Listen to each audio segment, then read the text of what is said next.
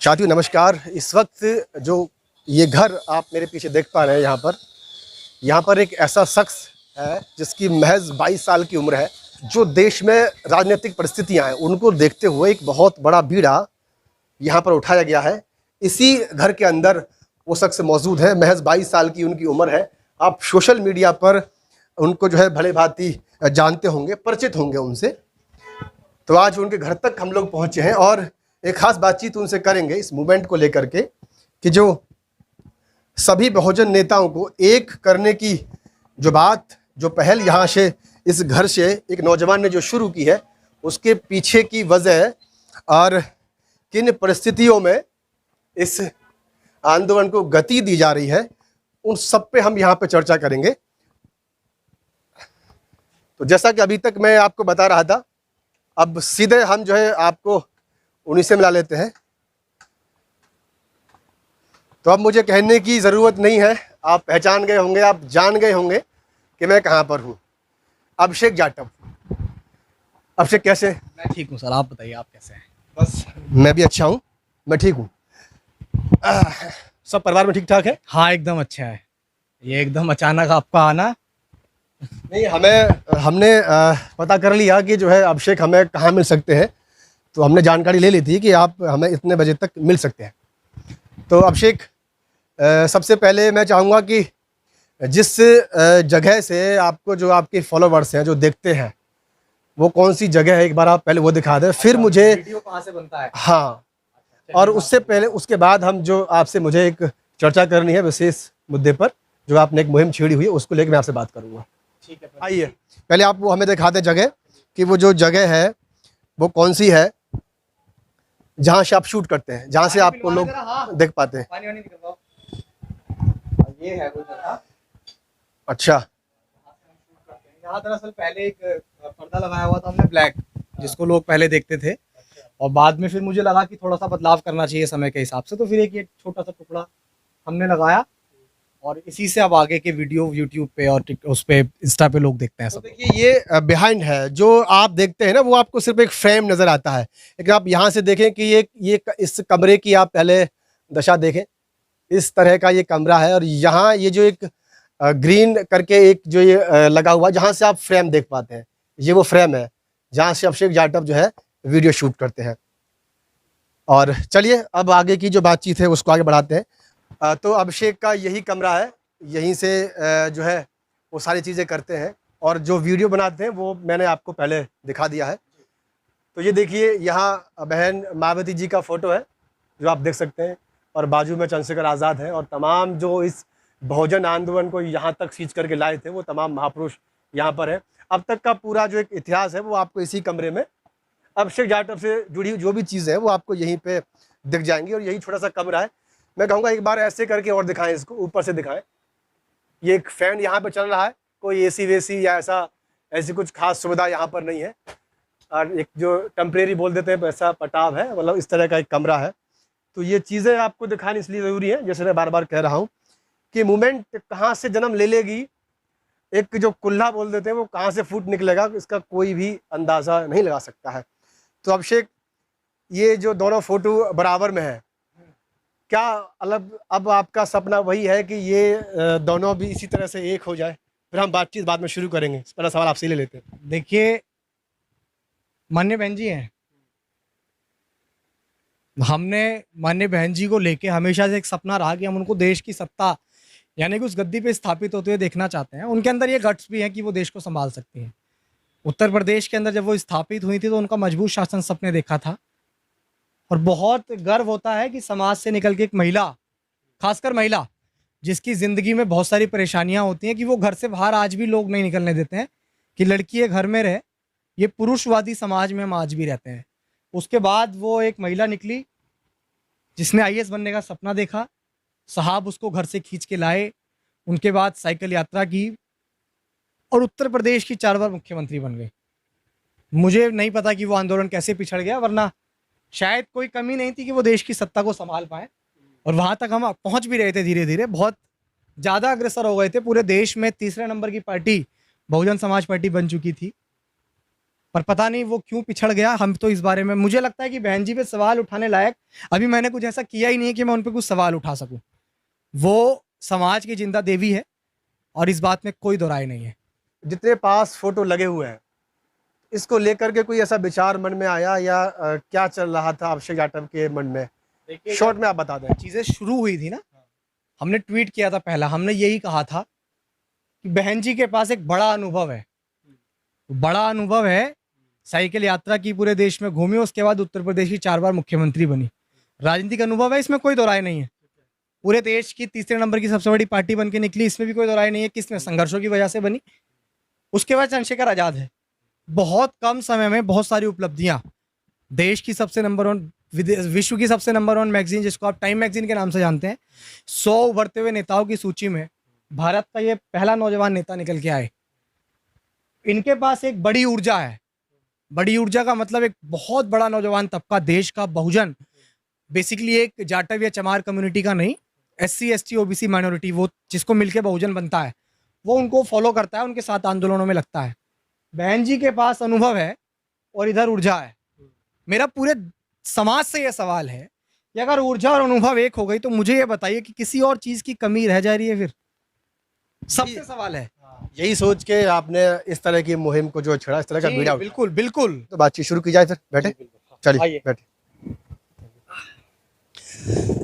तो अभिषेक, सबसे पहले तो मैं जानना चाहूँगा कि अभिषेक जाटव का सामाजिक और राजनीतिक अनुभव क्या है? कितने समय का अनुभव है अभिषेक जाटव का?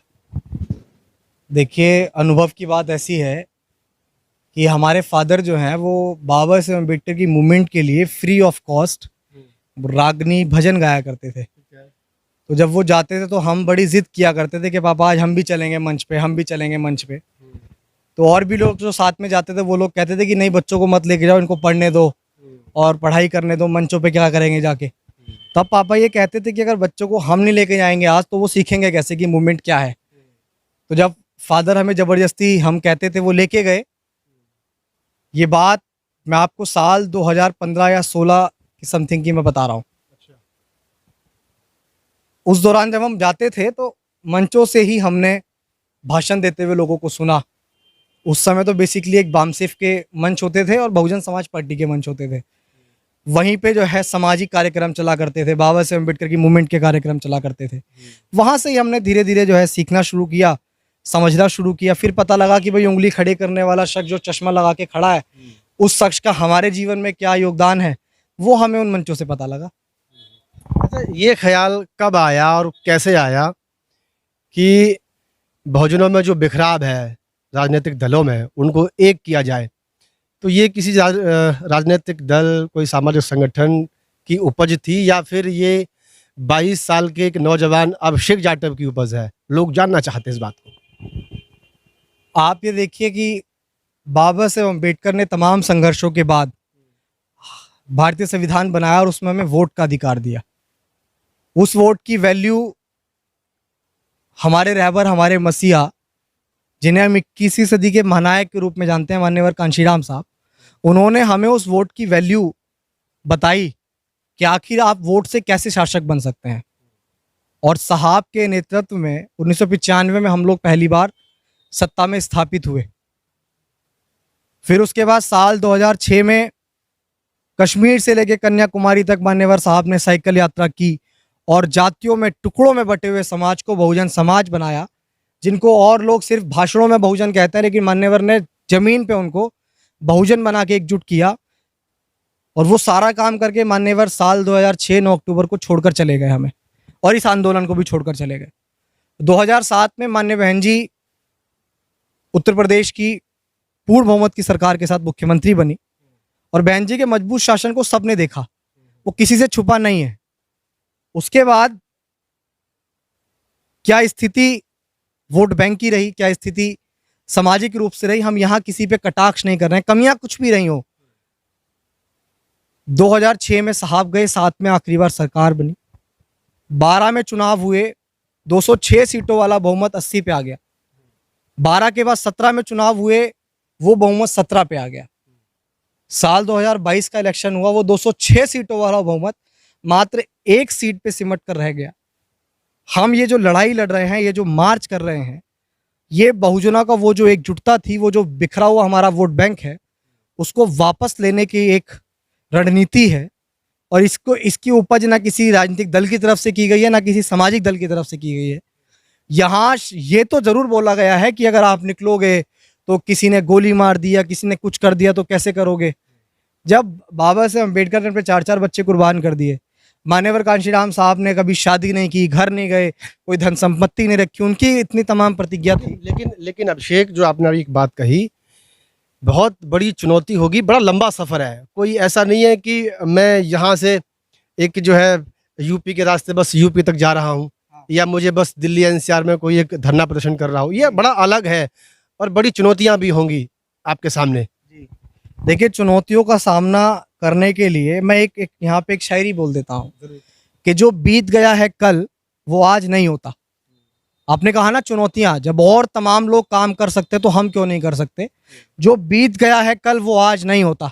सबसे ऊंचा उड़ने वाला पक्षी सिर्फ बाज नहीं होता, और जिस कौम के नौजवान संघर्ष नहीं करते उस कौम के सर पे कभी ताज नहीं होता। तो आज नौजवान होने के नाते अपने कंधों पे हम ये जिम्मेदारी ले रहे हैं कि हमें कुछ करना चाहिए। आपने कहा कि संघर्ष बहुत बड़ा है, हम इस पे एक और बोल देते हैं, संघर्ष बड़ा है बड़े सारे रास्ते, मुश्किल है घर से निकले परमिशन के वास्ते। संघर्ष बड़ा है बड़े सारे रास्ते, मुश्किल है घर से निकले परमिशन के वास्ते। जो सपना बाबा साहब कांशीराम देख गए, जो सपना बाबा साहब कांशीराम देख गए, हम घर से निकले देश की सत्ता के वास्ते। ये जो हमारा कठिन संघर्ष है, बाबा साहब अम्बेडकर ने कहा कि 21वीं सदी बहुजनों की है, लेकिन आप मुझे बताइए, क्या बिखरा हुआ समाज कभी शासक बन सकता है? क्या टुकड़ों में बटा हुआ समाज कभी शासक बन सकता है? बहुत सारे लोग हमसे ये भी सवाल कर रहे हैं सोशल मीडिया से कि आप कैसे समाज को एक करोगे। ठीक है, हम तैयार है, कैसे एक करोगे? अरे जब एनडीए यूपीए बन के बिहार के अंदर सरकार बनाई जा सकती है, तो क्या बहुजन मिलके एक ऐसा मजबूत विपक्ष, एक ऐसा गठबंधन नहीं बना सकता कि हम देश की सत्ता तक पहुंच जाएं? बन सकता है, लेकिन किसी को प्रयास करना पड़ेगा।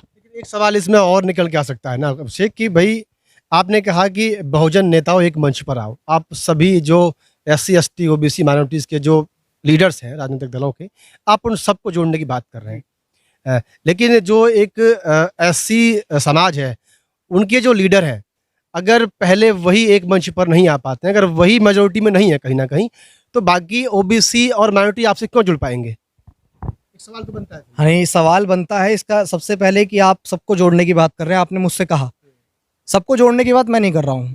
ये आंदोलन फूले शाहू, पेरियार, ललाई सिंह यादव, BP मंडल और तमाम जो महापुरुष हुए, उन महापुरुषों का आंदोलन है। अभिषेक क्या है? अभिषेक तो एक बीज है छोटा सा, जो शायद उस कारवां को, उस मूवमेंट को बढ़ाने का प्रयास कर रहा है।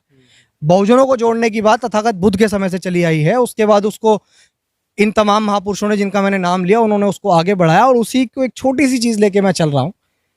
जैसे आपने बताया कि पहले SC जो कम्युनिटी के लीडर्स हैं उनको एक होना पड़ेगा। देखिए, यहाँ बड़ी बात यह है कि एक आइडियोलॉजिकल बहुजन होता है, एक बायोलॉजिकल बहुजन होता है। हम सबसे पहले यही प्रयास करेंगे कि जो आइडियोलॉजिकल बहुजन है, जिसमें माननीय बहन जी सबसे बड़ी नेता है, इस बात में कोई दो राय नहीं है, उसी आइडियोलॉजी पे भीम आर्मी चीफ चंद्रशेखर आजाद जी काम कर रहे हैं, और प्रकाश अंबेडकर हैं, रामदास अठावले हैं, वो उसी मूवमेंट से निकल के आए हैं। मुझे नहीं पता कि मैं एक बहुत छोटा सा शख्स हूँ, मैं इतने बड़े बड़े लीडरों का नाम ले रहा हूँ, मैंने जोड़ने की बात कर रहा हूँ। सभी को ये बहुत अटपटा सा लगता होगा, लेकिन जब अभिषेक मैदान में उतरेगा, अभिषेक को अपने इस आंदोलन पर और जितना हमने महापुरुषों से पढ़ा उस पर इतना विश्वास है कि जब हम सड़क पे उतरेंगे तो हम लोग एक ऐसी मजबूरी बना के खड़े करेंगे नेताओं के सामने कि उनको एक होना पड़ेगा। और उसके बाद जब हम इन आइडियोलॉजिकल बहुजनों को एक करेंगे तो ये आइडियोलॉजिकल बहुजनों की नैतिक जिम्मेदारी बनेगी कि जो बायोलॉजिकल बहुजन है, OBC कम्युनिटी है, उसके बाद माइनॉरिटीज़ है, ST है, उन तमाम लोगों को भी हम लोग एकजुट करेंगे। पहले मेरा है कि मैं मोहल्ले को एक करने निकला हूँ, लेकिन उससे पहले मैं घर को एक करना चाहता हूँ। आपका इशारा सीधा सीधा बहन जी और चंद्रशेखर आजाद को लेकर है कि वो पहले एक हो। बड़ा इशारा है। इशारा क्या, हम तो खुल के लगातार कहते हैं। हमने कहा भी मैंने कहा जो लोग बहन जी पे सवाल उठाते हैं, बहन जी पे सवाल उठाने से पहले आप उनके संघर्ष को देखिए। लोग कहते हैं महलों की रानी बनकर बैठ गई है। महलों की रानी बनने के लिए 40 साल सड़क पे उन्होंने चप्पलें घिसी हैं, मान्यवर साहब के साथ साइकिल चलाई हैं। वो दौर भी देखा है बहन जी ने, जिस दौर में खाना भी नहीं मिल रहा है, आंदोलन में चल रही हैं। अगर आज वो महलों की रानी बन भी गई तो हमें गर्व है। आखिर हमारे समाज के अंदर भी आज हम कह तो पाते हैं ना कि महलों की रानी बन गई। बहुत सारे लोग कहते हैं कि पार्क बना दिए और खाली मूर्तियां खड़ी कर दी और सारी चीज़ें कर दी। अरे बहुजनों की विरासत बना के खड़ी करी है बहन जी ने, हमें गर्व करना चाहिए उन चीज़ों पे। और फिर इधर ही दूसरे लोग चंद्रशेखर आज़ाद पे सवाल उठाते हैं। अगर सवाल उठा रहे तो संघर्ष को भी देखिए। 17 महीने जेल काटी है व्यक्ति ने, किसके लिए? समाज के लिए। हमने देखा है गुरुवर आंदोलन में, रविदास मंदिर के आंदोलन में पुलिस किस तरह लेके गई, पूरी रात थाने में किस किस तरह की चीज़ें हुई हैं, हम जानते हैं बेहतर तरीके से। कटाक्ष करना बहुत आसान है, लेकिन जब आप उस संघर्ष को जमीन पर उतर के करके देखेंगे तब आपको महसूस होगा कि नौजवान जो संघर्ष कर रहा है, जो मूवमेंट को चलाने का प्रयास कर रहा है, वो कितनी कठिन परिस्थितियों से निकलकर वो मूवमेंट को चलाता है। अच्छा, हम इस पे और भी चर्चा करेंगे आपकी इस मुहिम पे, लेकिन एक सवाल मेरा आपसे ये भी है कि क्या परिवार के किसी व्यक्ति ने आपकी जो जनरेशन है इसको भी अगर हम उसमें शामिल कर देते हैं, कभी आरक्षण का लाभ लिया है परिवार में से किसी भी एक व्यक्ति ने? देखिए, आरक्षण की बात तो ऐसी है कि ना हमारे दादा जो है वो इस तरह के क्वालिफाइड थे, हमारे फादर ने भी कोई आरक्षण का ऐसा लाभ नहीं लिया। मतलब आरक्षण को लेके तो घर में हमारे कोई ऐसा सिंगल पर्सन नहीं है, ना आज मैं खुद आरक्षण का लाभ ले रहा हूँ, ऐसा भी कुछ नहीं है। आपको क्या खोने का डर है? अभिषेक जाटव के पास क्या है जिसे खोने का डर है? क्यों इतना, ये बहुत बड़ा जोखिम है। मैं आपसे फिर वही बात कह रहा हूँ, ये इतना आसान नहीं है। मध्य प्रदेश यहाँ नहीं है, बाबा साहब की जन्मभूमि यहाँ पे नहीं है, और आपने जो पूरा रास्ता चुना है मध्य प्रदेश के सारे जिलों से आप निकलते हुए आगरा तक शायद आप पहुँचेंगे, फिर आप यूपी के रास्ते यहाँ दिल्ली तक आएंगे, बहुत लंबा है। तो क्या है अभिषेक के पास जिसे खोने का डर बना हुआ है कि यार इसको ऐसे नहीं, ऐसे कर लो, ये छूट जाएगा, वो खो जाएगा? क्या है? मैं बताता हूँ खोने का डर क्या है।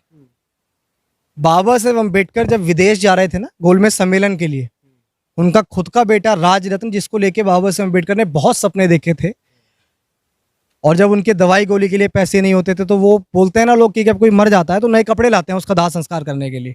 बाबा साहेब अम्बेडकर के पास वो भी नहीं थे। वो लांग गोलमेज सम्मेलन के लिए गए ये कह के कि अगर मैं आज राजरत्न के लिए यहाँ रुक जाता हूँ तो मेरी आने वाली पीढ़ी जो है वो मरी हुई पैदा होगी। और आज बाबा साहेब अम्बेडकर की वो पीढ़ी हम ही तो हैं। तो जब बाबा साहेब अम्बेडकर ने आने वाली पीढ़ी के बारे में सोचा तो अभिषेक की क्या बिसात कि वो खुद के बारे में और परिवार के बारे में सोचे, हम भी तो पीढ़ी के बारे में सोच रहे हैं। हम नहीं चाहते ना कि आने वाली पीढ़ी जंजीरों में जकड़ के पैदा हो। हमारे परिवार के अंदर भी छोटे छोटे बच्चे हैं। मैं समझता हूँ कि जो लाभ मुझे नहीं मिल पा रहा है परिस्थितियों के चलते, सरकार ऐसी है जो संविधान विरोधी है, जो आरक्षण विरोधी है, जो सामंती सरकार है, जो मनुवादी सरकार है। हम नहीं चाहते कि हमारे आने वाली बच्ची जो है वो जंजीरों में जकड़े हुए पैदा हो, हमारी पीढ़ियाँ। हम तो आने वाली पीढ़ियों के लिए काम कर रहे हैं। हमारा निजी तो कुछ नहीं है। हमें तो ये भी नहीं पता कब कौन कहाँ मार दे। जब चंद्रशेखर आजाद जैसी शख्सियत के ऊपर गोली चल सकती है, हमारी क्या बिसात है? वो तो राष्ट्रीय लीडर है। तो हम तो, हमारी तो जिंदगी एक है, अल्लाह ले ले चाहे मोहल्ला ले ले, लेकिन जिएंगे भी शान से और मरेंगे भी शान से, मान सम्मान स्वाभिमान से। ना समझौता करेंगे, ना समाज को करने देंगे। अच्छा, आप इतना बड़ा बीड़ा उठा के चल रहे हैं और युवा हैं, महज 22 साल की अभी आपकी उम्र है। आपको लग रहा है कि आपकी इस मुहिम का, आपके इस बीड़े का फ़र्क वहाँ तक जाएगा जो आप सोच रहे हैं? देखिए, आपने कहा कि बहुत कम उम्र है। वक्त से पहले हादसों से लड़ा हूँ और मैं अपनी उम्र से कई साल बड़ा हूँ, क्योंकि मेरे पास, मेरी उम्र 22 साल हो सकती है लेकिन मेरे पास तजुर्बा कम से कम 50 साल का है। क्योंकि मैंने बुक्स पढ़ी हैं, द एनिलेशन ऑफ कास्ट, मैंने मान्यवर कांशीराम साहब के द्वारा लिखी पुस्तक चमचा युग पढ़ी है, मैंने ज्योतिबा फूले के द्वारा लिखी पुस्तक गुलामगिरी पढ़ी है, तो मैंने लड़ाई सिंह यादव के द्वारा जो उन्होंने वो लिखी है सच्ची रामायण, मैंने वो भी पढ़ी है। तो मैं इस मूवमेंट को करीब से जानता हूँ और अपने महापुरुषों के उस आंदोलन को किताबों से पढ़ के मैंने समझा है, मैंने करीब से जाना है। उम्र मायने नहीं रखती है, तजुर्बा मायने रखता है, जज्बा मायने रखता है, आपके अंदर संघर्ष करने की कितनी लगन है वो मायने रखती है। और हमारा जज्बा आपको दिखेगा कि कोई साथ दे या ना दे, हम लगातार सोशल मीडिया पे आवाज़ उठा रहे हैं, चाहे इस आंदोलन में हम अकेले ही क्यों ना रह जाएं। लेकिन जब एक बार अभिषेक ने कॉल दी कि मध्य प्रदेश से शुरू होंगे और दिल्ली के जंतर मंतर ख़त्म करेंगे, तो मध्य प्रदेश से ही शुरू होंगे और दिल्ली के जंतर मंतर पे ख़त्म करेंगे। सांस छूट सकती है, उसका नहीं कह सकते हैं कुछ, लेकिन जब मध्य प्रदेश से शुरू होगी तो जंतर मंतर पे खत्म होगी। तो ये जज्बा है, आपको समझना पड़ेगा। और मैंने एक सवाल भी लिया यहाँ पर कि परिवार ने कभी भी आरक्षण का लाभ नहीं लिया है, और जो प्रभावित हैं जिन चीज़ों से, उनको भी जो है उन्होंने यहाँ पर बताया है, तो ये हमें समझना पड़ेगा। अभिषेक, वैसे जैसे आपने ये अभी शुरुआत जो की है, आपका 23 तारीख से है, थोड़ा सा एक बार रूट प्लान बता दें आप। मैं बता देता हूँ। 23 तारीख को हमारा ये 23 जुलाई को सुबह 10 बजे से हम लोग वहाँ पहुँचेंगे। बाबा साहेब अम्बेडकर की जन्मस्थली मध्य प्रदेश महू, जिसको आज डॉक्टर अम्बेडकर नगर के नाम से जाना जाता है, वहाँ से इसकी हम शुरुआत करेंगे। उसके बाद वहाँ से हम लोग इंदौर, देवास, सीहोर, भोपाल, विदिशा, खुरई, ललितपुर, झांसी और डबरा, ये ग्वालियर, मुरैना होते हुए हम लोग राजस्थान के धौलपुर पहुँचेंगे। फिर धौलपुर से हम लोग आगरा आएंगे, मथुरा है, उसके बाद अलीगढ़ है, अलीगढ़ के बाद बुलंदशहर है, बुलंदशहर के बाद हापुड़ है, मेरठ है, गाजियाबाद है, फिर गौतम बुद्ध नगर है, उसके बाद दिल्ली है। समय के साथ ये रूट प्लान थोड़ा सा बदल भी सकता है, परिस्थितियों को देखते हुए छोटा नहीं होगा, बढ़ेगा, बदल भी सकता है। ये हमारा एक रूट प्लान है और मुझे ऐसा लगता है कि इसमें एक लंबा समय है, लंबा प्रोसेस है जिसको हम लेके चल रहे हैं। इसमें समय भी बहुत लगेगा। ये पैदल मार्च है, समाज से बहुत सारे सहयोग और समर्थन की लगातार हम लोग अपील भी कर रहे हैं, लेकिन शायद अभी बहुत सारे लोग हमको एक छोटा, एक कमज़ोर समझ रहे होंगे, लेकिन शायद ये आंदोलन, मुझे ऐसा लगता है कि वर्तमान समय की मांग है कि सभी बहुजन नेताओं को एक साथ आना चाहिए। यार बचेगा क्या अगर 2024 के इलेक्शन में हम लोग साथ नहीं आए, तो बचेगा क्या? क्या फिर से किसी एक रोहित वेमुला का हम लोग इंतजार कर रहे हैं? क्या फिर से मनीषा वाल्मीकि का इंतजार कर रहे हैं? क्या फिर से पायल तडवी का इंतजार कर रहे हैं? क्या फिर से हम इस चीज़ का इंतजार कर रहे हैं कि मूछे रखने पे जितेंद्र मेघवाल को चाकू से गोद गोद कर मार दिया जाए? क्या हम फिर से इस चीज़ का इंतजार कर रहे हैं कि 9 साल के मासूम को महज इस बात पे मार दिया जाए कि उसने मटका छू लिया था? क्या हम फिर इसी चीज़ का इंतजार कर रहे हैं कि आपकी कहीं आरक्षण के विरोध में लोग खड़े हो जाएं? क्या हम इस चीज़ का इंतजार कर रहे हैं कि खुलेआम आपके समाज को भद्दी भद्दी और गंदी गंदी गालियां दी जाती है? कब रुकेंगी ये सारी चीज़ें? जब तक आप लोग सत्ता में नहीं स्थापित होंगे, आप लोग ऐसी भागीदारी सुनिश्चित नहीं कर पाएंगे। मुझे भी डर है, मेरे ऐसा व्यक्ति 2024 के बाद आवाज़ ही नहीं उठा पाएगा यार। कहीं एनकाउंटर में मरवा देंगे, कहीं किसी मुकदमे में ठोक देंगे लंबा एनएससी की कार्रवाई करके। हम इस आंदोलन को मजबूती से स्थापित करना चाहते हैं, इसी के लिए लड़ाई लड़ रहे हैं। अच्छा, आपको लग रहा है कि आपकी शुरुआत से जो है कुछ पॉजिटिव रिजल्ट निकलेगा? और मैं अब नाम भी ले लेता हूँ, बहन जी और चंद्रशेखर क्या एक हो पाएंगे? अंतिम सवाल आपसे। नेता एक होंगे, एक करने वाला कोई चाहिए। जब हमारा संघर्ष अच्छे के लिए है, इसमें कोई लालच नहीं छुपा हुआ है। बहुत सारे लोग, ये भी मैंने सुना है, बहुत सारे लोगों से बात हुई कि शायद आप एमपी की कोई सीट लेना चाहते हैं, इसलिए इस मार्च को निकाल रहे हैं। ये सवाल मैं आपसे करने वाला था, आपने इस बात को खुद ही बोल दिया। मैं इसलिए बोल रहा हूँ, बहुत सारी चीज़ें हमने सोशल मीडिया पे भी सुनी कि जो अभिषेक है, अब ये शायद लोकसभा का चुनाव लड़ेगा। बहुत इसका वो होगा। देखिए, 22 साल की उम्र में कोई लोकसभा की सीट से चुनाव लड़ ही नहीं सकता, ये आपको भी पता है, और ये संवैधानिक राइट्स हैं, ये सब लोगों को पता है। दूसरा ये कि ना अभिषेक को आज पॉलिटिक्स करनी है, ना आने वाले कल में। मैं इसकी हालांकि जुबान नहीं दूंगा, समय का नहीं पता, लेकिन हाँ ये ज़रूर कहूँगा कि इसमें मेरा निजी कोई महत्वाकांक्षा नहीं है। जो पूरे समाज को मिलेगा वो मुझे भी मिल जाएगा। रही बात चंद्रशेखर आज़ाद और बहन जी की, तो जब गेस्ट हाउस कांड जब हुआ, उसके बाद 2019 के लोकसभा में वो लोग एक साथ आ सकते हैं। हम तो परिवार के लोग हैं, एक ही कुल के लोग हैं, हम क्यों एक नहीं होंगे? हो सकता है कि कुछ ऐसे आपस में कुछ ऐसी चीज़ें बन गई हों, अब हो सकता है कि बहन जी कुछ बड़ा सोच रही हो, क्या पता कुछ चीज़ें ऐसी हों जिनको हम नहीं समझ पा रहे गहराई से। लेकिन जब समाज उतर के लोग सवाल करेगा, पूछेगा, बात करेगा, तो नेता किससे हैं? हम जैसे कार्यकर्ताओं से तो हैं। हम जैसे कार्यकर्ता ही तो किसी भी नेता की जो है उसके आंदोलन की रीढ़ होती हैं। जब कार्यकर्ता जमीन पे सवाल करेगा तो रीढ़ की हड्डी थोड़ी सी हिलेगी ना, तो जब वो हिलेगी तो वो डगमगाएगी, तो वो सोचेगी ना कि यार अब तो होना पड़ेगा एक, वरना ये लोग। और माननीय बहन जी और चंद्रशेखर आज़ाद ही नहीं, वामन मेश्राम है, प्रकाश अम्बेडकर हैं, राजरत्न अम्बेडकर हैं, इधर रामदास अठावले हैं, इधर उदित राज हैं, उधर आप वहाँ चले जाइए, चिराग पासवान हैं, जो इस पूरी आइडियोलॉजिकल बहुजन की मूवमेंट को चला रहे हैं।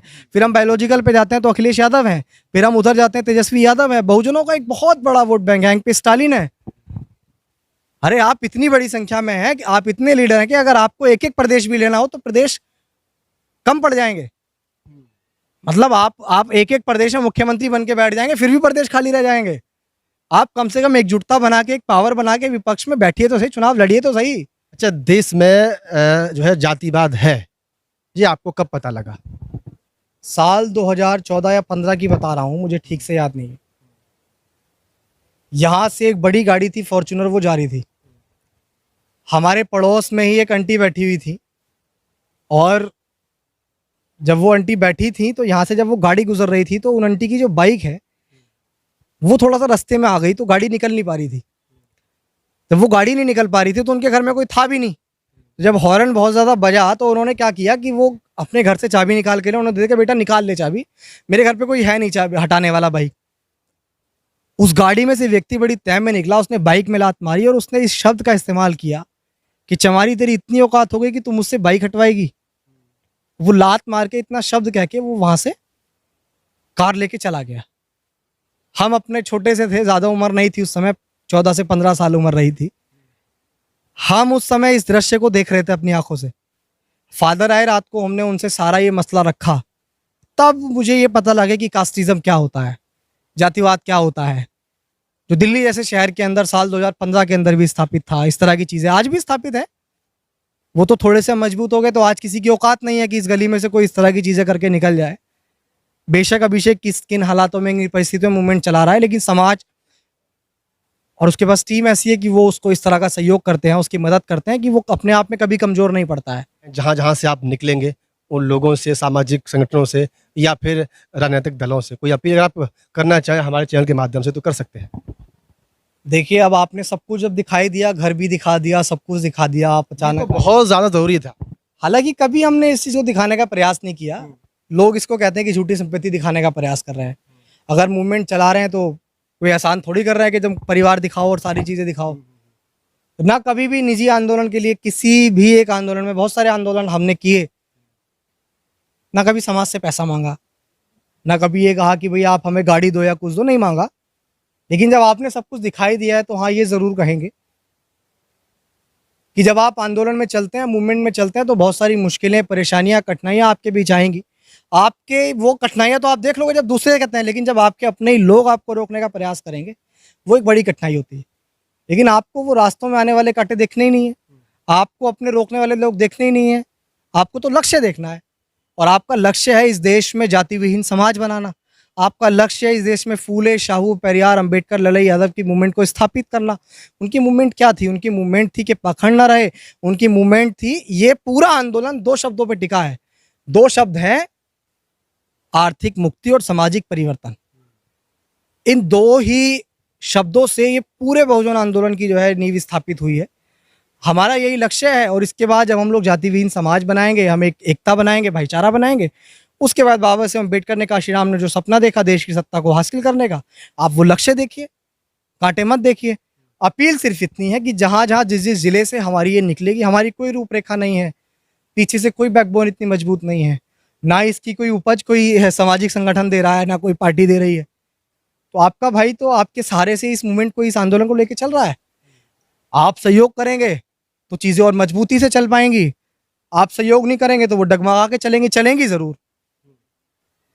कहने की क्या ज़रूरत है, बहुत सारी चीज़ों की ज़रूरत पड़ती है, तन है, मन है, धन है, हर चीज़ की ज़रूरत पड़ेगी। जो जैसा सहयोग हमें कर सकता है वो कर सकता है।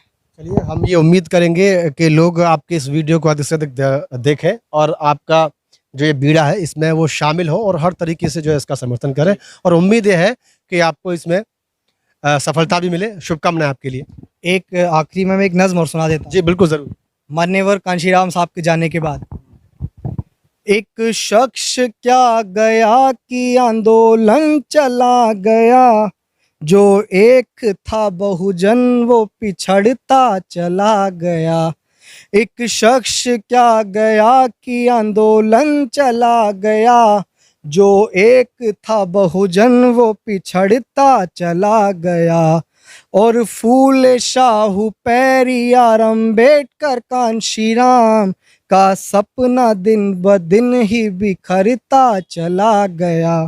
अब मैं इसमें अपील करता हूँ, अब आओ मिलके हम ये आवाज उठाएं, अब आओ मिलके हम ये आवाज उठाएं, जो नेता बिखरे हैं उन्हें एक मंच पे लाएं। जय भीम। बहुत बहुत शुक्रिया आपका हमसे बातचीत करने खाना खाने के लिए और धन्यवाद। चलिए कोई बात नहीं ठीक है ठीक। Thank you